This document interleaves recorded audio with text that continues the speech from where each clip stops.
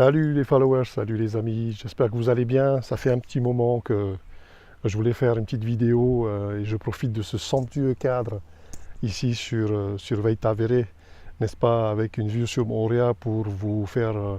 un petit coucou déjà et puis surtout pour vous partager un petit peu une réflexion que je me suis faite et que j'enseigne souvent dans le cadre de mes séminaires de développement personnel. En montant ce matin, je réfléchissais à une discussion que j'ai eue avec une connaissance qui me posait souvent la question et qui confondait entre la notion d'état d'esprit donnant-donnant et le paradigme justement gagnant-gagnant, celui qui conduit à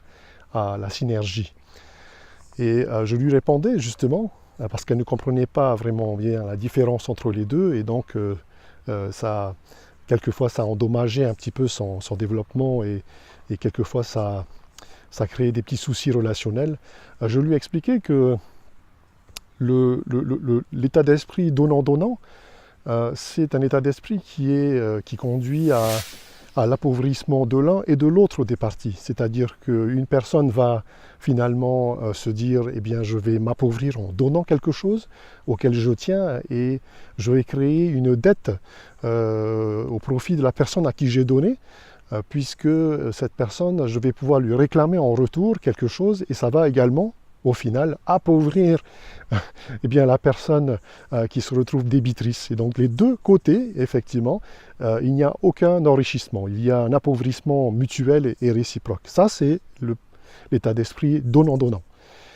Alors que de l'autre côté, l'état d'esprit synergique, c'est-à-dire l'état d'esprit gagnant-gagnant, c'est exactement l'inverse, c'est-à-dire qu'on ne va ni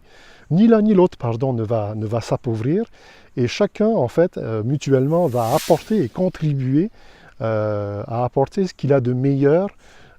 pour justement créer une valeur ajoutée. C'est donc ce que j'ai de mieux moi, et ce que la personne, mon interlocuteur ou mes interlocuteurs ont de mieux eux également, que nous allons mettre sur la table, que nous allons mettre en commun pour créer une synergie, pour créer finalement une troisième force qui est beaucoup plus forte que la mienne uniquement, ou la leur ou la sienne uniquement. Donc c'est l'addition en fait et la synergie entre ces deux forces qui crée justement cet enrichissement.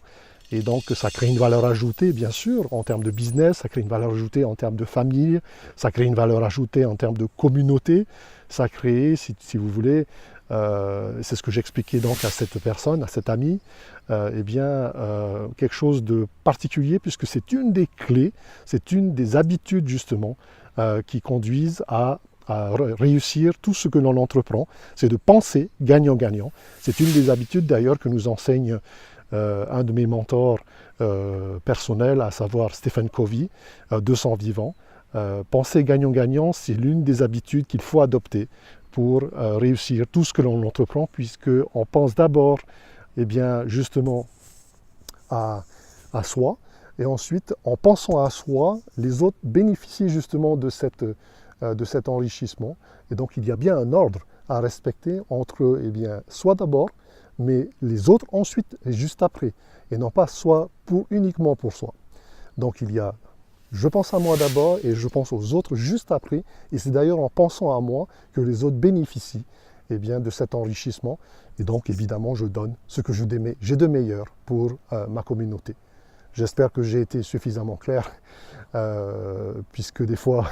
la montée de Veitavere joue quelques tours en termes de lucidité, mais je crois qu'a priori, mes chers amis, chers followers, vous avez bien compris l'état d'esprit, et donc le bon paradigme, c'est le paradigme gagnant-gagnant, win-win. Je vous remercie. Partagez cette vidéo si elle vous a plu, et je vous retrouve à bientôt.